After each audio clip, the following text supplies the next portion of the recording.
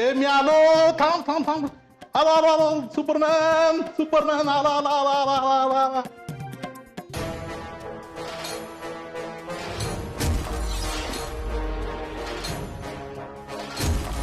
काय सुपरमॅन? अहो Superman Superman खेळायचो तर आम्हाला सांगायचं ना. आम्ही बी आलो असतो सुपरमॅन सुपरमॅन खेळायला. का हो? पण नाही, तुम्ही आमच्या संघ खेळा स्पायडरमॅन स्पायडरमॅन. आमच्यावर टाकलं मुंबईचं आलं आणि गेला की उडून. वीरू भैया तुम्ही इथं कसं काय? हो सुपरमॅन, हा प्रश्न आम्ही तुम्हाला विचारला पाहिजे. तुम्ही इथं कसं काय? तुम्ही तर मुंबईला गेला होता ना? होय जाणारच होतो पण कॅन्सल झालं. तुम्हाला फोन करून मी बोलवणार होतोच. नका ना राव खोटं बोलू. तुम्हाला एवढं फोन केलं, तुम्ही माझा एक तरी फोन उचलला का? बाळा मला सांग, सुपरमॅन चांगला का बॅटमॅन चांगला? सुपरमॅन. आता सुपरमॅन चांगला वागतो म्हणून तो सुपरमॅन, पण जर तो वाईट वागायला लागला तर तो कोण होणार? बॅटमॅन. साहेब हुशार आहे की पोरगी. आता मला सांग, तुझा पप्पा बॅटमॅन झालं चालणार आहेत का? नाही.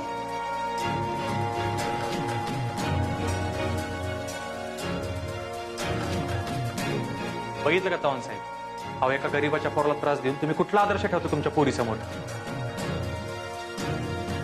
बाळा तुझा अभ्यास कर. बाय. आता जरा आम्ही तुमच्या पप्पांसोबत सुपरमॅन सुपरमॅन खेळतो. नाग्या हा उडवा रे सुपरमॅनला. काय सुपरमॅन उडणार ना हवे?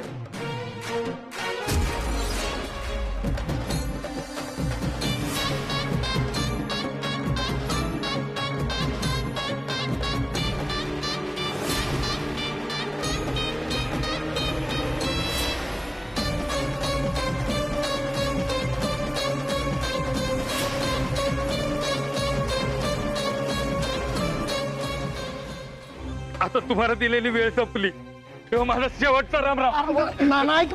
मागं सरा काका नाना, तुम्ही. माझं ऐका. नाही मी ओतून घेईन. अहो नाना काय करताय तुम्ही? नाना हे लई चुकीचं आहे. स्वतःचं आयुष्य संपून काय बी होणार नाही. पुरी रोज रोज जगून मरण्यापेक्षा एकदाच मेल्याला बरं.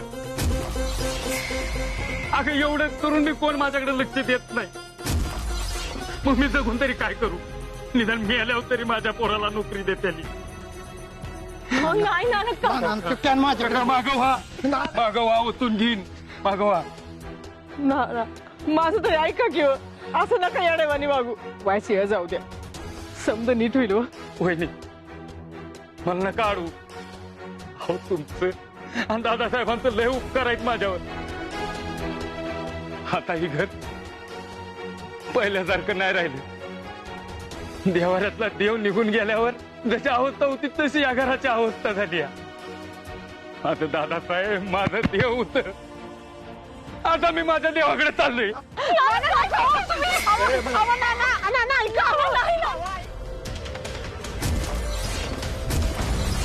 तो ऑनलाईन कॅमेरा नेतो म्हणजे कसं झडप चॅनलवरनं सगळ्यात जगभर बातमी गेली पाहिजे. काका तुम्ही समजा ना. नाना थांबा. नाना ऐका हो, काय करताय तुम्ही? काका हो समजा ना. आई ओ नाना, ओ नाना, ओ नाना. हो नाना याने कायच होणार नाहीये. माझं ऐका तरी.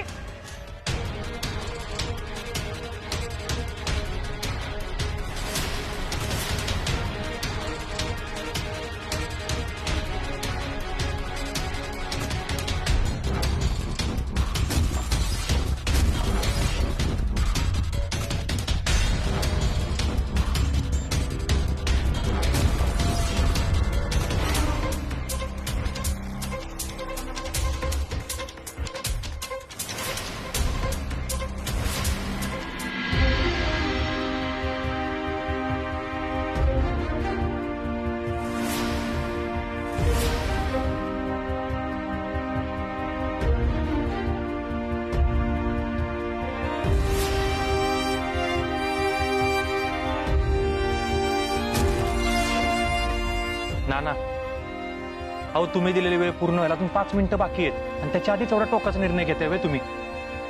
मी तुम्हाला शब्द दिला होता की काय बी झालं तरी तुमचं काम करणारच म्हणून बोललो तर बोललो. नाग्या,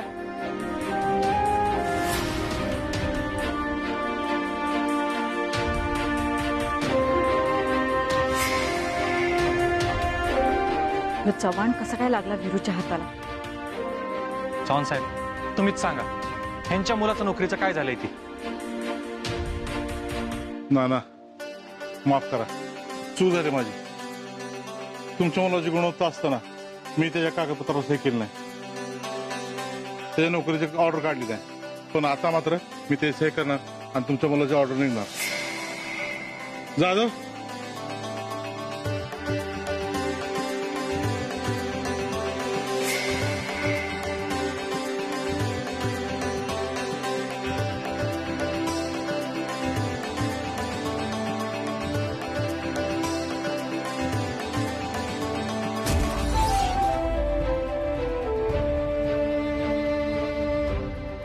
अहो माझ्या हातात काय देत आहे?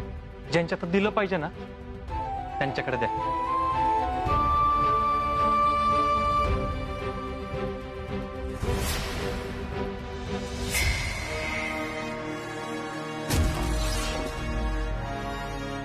विरू पोरा, अरे तुझं उपकार कसं फेडू ते माझं मलाच कळायला झालंय.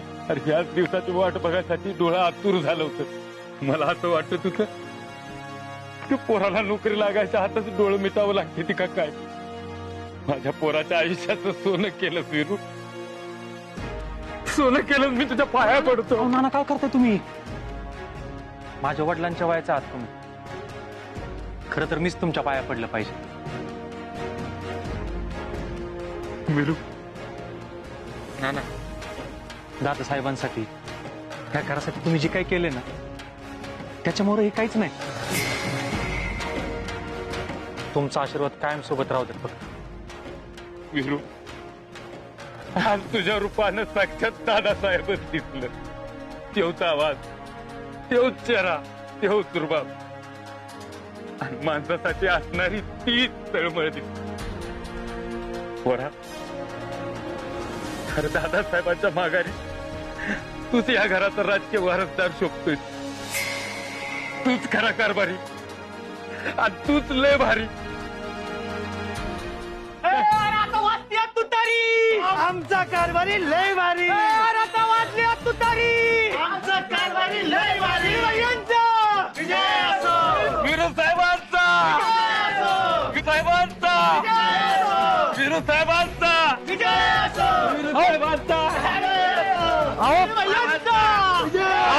विरू साहेबांचा विजय असो. विरू साहेबांचा विजय असो. विरू साहेबांचा विजय असो. विरूबाईंचा विरूबाईंचा विरूबाईंचा विरूबाईंचा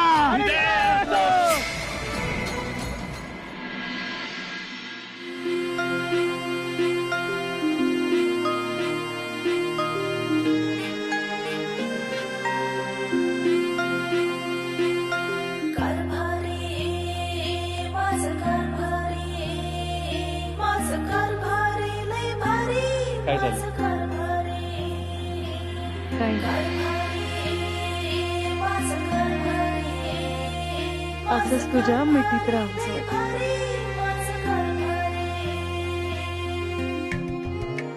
माझं कारभारी लय भारी. शब्द देणं सोपं असतं, अवघड असतं ते दिलेला शब्द पूर्ण कर. आणि तू दिलेला शब्द पूर्ण केला, त्यामुळे मला तुझा लय अभिमान वाटतोय. खरं सांगू, मला वाटलं होतं की जर का हे काम आपल्याकडनं नाही झालं ना तर मग आपण बोललोय तसं ते 4 लाख रुपये आणणार कुठून. लय धाकधूक होत होती. पण मनात कुठेतरी विश्वास होता की माझा वीरू हे काम करणारच. कारण मला माहिती तू दिलेला शब्द कधीच मोडत नाही. हे बाई जरा दमाना बरं का. नाही, एवढं कौतुक ऐकायची सवय नाही ग मला. मग सवय करून घे. कारण मी तर तुझं भरभरून कौतुक करणार. आणि मीच काय, आता बाकीची लोक बी तुझं भरभरून कौतुक करतात का नाही बघच तू. वीरू, आज तू बोलत असताना मी लोकांच्या मनात तुझ्याबद्दल खूप प्रेम बघितलं.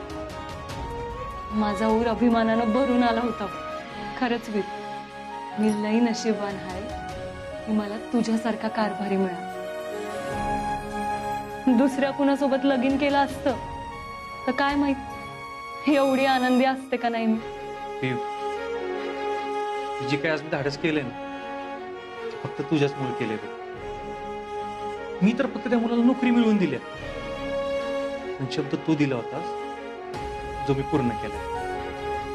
माझ्या एकट्याच्यानं काहीच झालं नसतं. तू सोबत होतीस म्हणून घडले बघ सगळं.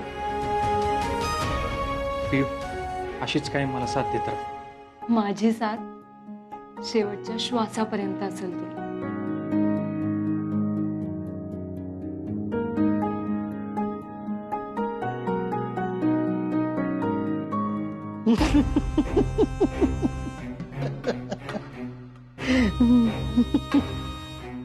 विरू, आज तुझ्या रूपानं साक्षात दादासाहेबच दिसलं.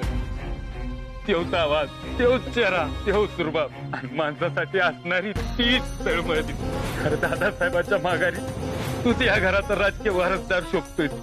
तूच खरा कारभारी आणि तूच लय भारी. विरू साहेबांचा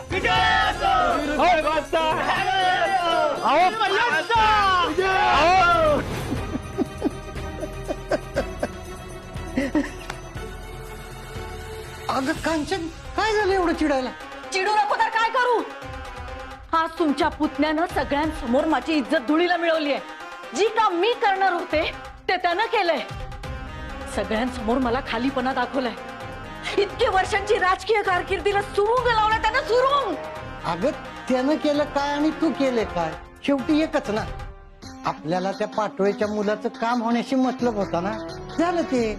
आणि शेवटी त्याचा फायदा तुलाच होणार आहे, कारण त्याच्या मुलाचं काम आपल्या घरात न झालं आणि या घराची तू कारभारी नाहीस, त्यामुळं तुला त्याचं पुण्य मिळणार आहे. मी पुण्य कमवायला नाही आले. राजकारणामध्ये मी पैसा आणि सत्ता कमवायला आलीये. माझ्या कामामध्ये खोडा घालून त्यानं माझा अपमान केलाय. आज लोकांनी माझ्या डोळ्यात देखत त्याला उचलून घेतलं होतं. त्याच्या नावाच्या घोषणा देत होते जे की माझ्या नावाच्या घोषणा द्यायला पाहिजे होत्या. मी त्याला सोडणार नाही. मी त्याच्यावरनं घाणा फिरवल्याशिवाय राहणार नाही. कुठे चाललीस? अहो मी जाते आणि बघून येते. मम्मी लई चिडलेल्या दिसतात. हा अगं नको जाऊस. अहो नको जाऊस म्हणजे केवढी आदळापट करतायत त्या वीरू भाऊजींच्या आणि पिऊच्या वागण्याचा लईच त्रास होतोय हो त्यासनी. अशा वेळी आपण त्यांच्या सोबत असणं गरजेचं आहे. आपण बोललं पाहिजे त्यांच्या सोबत. मी जाते, जाऊन येते. आपण बोलल्यावर शांत होतील त्या. नाही ऐकायची ती. का? अगं मम्मी जेव्हा चिडलेली असते ना तेव्हा कोणाच्या बापाचं पण ऐकत नाही. अहो ते सगळं ठीक आहे, पण मला धीर द्यायला पाहिजे. धीर द्यायला म्हणून जाशील तर उलट आपल्यालाच बोलणं खायला लागतं. लईच हाऊस असेल ना तर जा आणि खा मम्मीच्या शिव्या. जा जा जा. नाही नाही नको बाई, जाऊ दे बाई तिकडं. मला काय करायचंय? हो पण मी काय म्हणते, एवढी चिडचिड करून काय होणार आहे तेव्हा? आता जे काय होईल ना तिला डेंजर होईल बघ. डेंजर म्हणजे नेमकं काय? म्हणजे काय बी. अहो मला तर आता लईच भीती वाटायला लागल्या बघा. असं काय करताल हो त्या? मम्मी काय करल ना ह्याचा अंदाज कुणालाच येत नाही बघ. पण मम्मी जर एवढी चिडली आहे ना तर उद्या सकाळी नक्कीच काहीतरी राडा करणार. हो म्हणजे उद्या सकाळी त्या वीरू भाऊजींचं त्या पियूचं काय खरं नाही म्हणा की.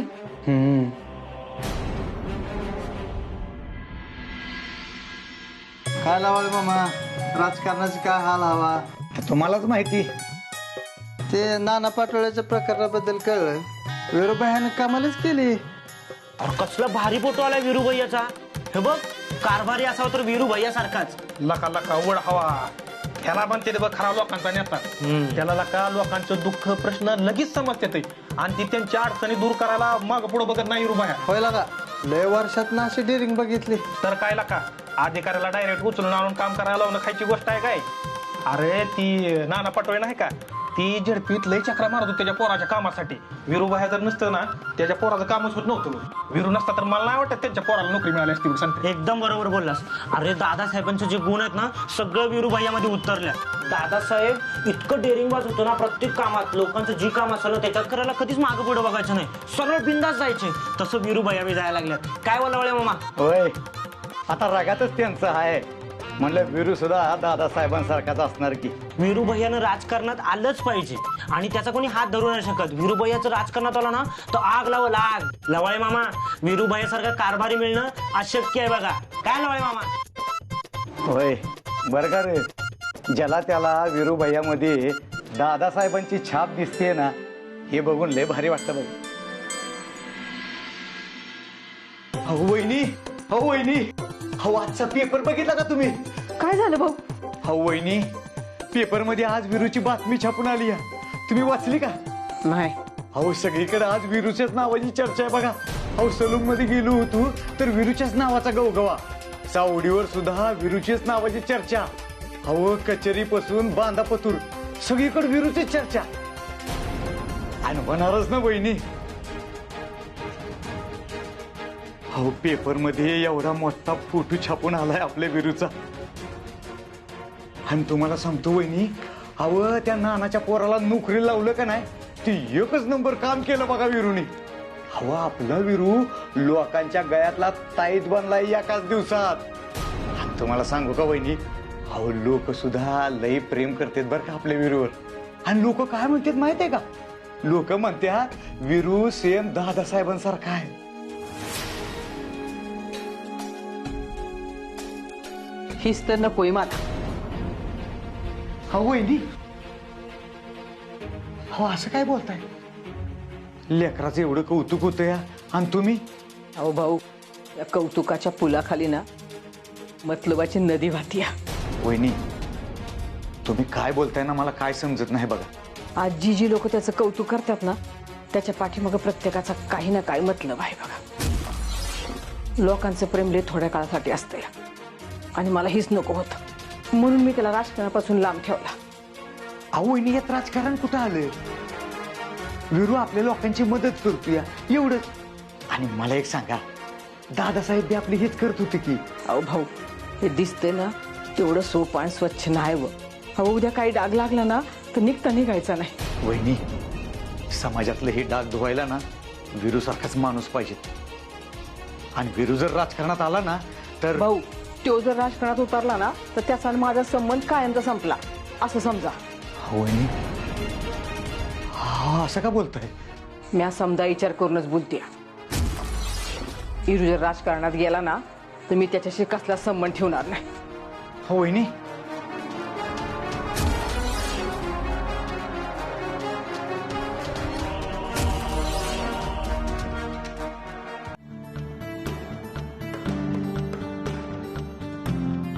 अरे विरू, थांब की व्हायचा. बाबा, अहो बोला की. आज काय बोलायचं नाही, फक्त तुला डोळे भरून बघायचंय बघ. म्हणजे काय, हे बघ तुझा पेपरात फोटो आलाय छापून. मला लई आनंद झाला बघ. डोळ्यातलं पाणी झालं माझ्या. दादासाहेबच दिसला बघ तुझ्यात. तो बी तुझ्यासारखाच होता. लई जीव लावायचं सगळ्यांनी. त्याला कोण दुखात असलेलं बघवत नव्हता. शेतकऱ्यांसाठी झटायचा आणि गरिबांच्या पोरांना नोकऱ्या मिळाव्या म्हणून खूप धडपडायचा. त्याच्या राज्यात या गावात कोणीच कधी उपाशी झोपलं नाही बघ. यातलं कुठलंच काम सत्तेसाठी करत नव्हता. त्याचं खूप प्रेम होतं लोकांवर. बाबा, मला दादांचा सहवास लय नाही लाभला, पण तुमच्यासारख्या माणसांकडनं जेव्हा दादांबद्दल ऐकतो ना तेव्हा लय भारी वाटतं. अहो तुम्ही जेव्हा त्यांच्याबद्दल बोलत असता ना मला तुमच्या डोळ्यात दादा दिसायच लागतं. अरे तुझा बाप होताच असा, म्हणून तर लोक अजून बी त्याचं नाव काढते. ती अख्ख्या भागाला त्याचा लई मोठा आधार होता. मोठं पोरग जपायचं नाही एवढं जपायचं तो प्रत्येक माणसाला. तो गेला तेव्हा अख्खं गाव रडलं बघ. तेव्हा वाटलं असा नेता आपल्याला आता कधीच मिळणार नाही. पण आता तुझ्या रूपात आमचा वाघ परत आलेला दिसतोय आम्हाला. अहो बाबा नाही, अहो दादांच्या नकाची बिसर नाही मला. कोण म्हणलं? इथल्या तरुण पोरांची नवीन आस आहेस तू. या भागाचं भविष्य आहे. असंच लोकांच्या भविष्यासाठी काम करत राहा. माझा आशीर्वाद कायम तुझ्या पाठीशी आहे. लई मोठा हो पोरा. अरे पोरा, एवढा मोठा नेता हो की सगळ्यांच्या तोंडून एकच नाव निघालं पाहिजे. राजवीर दादासाहेब सूर्यवंशी हेच नाव आलं पाहिजे.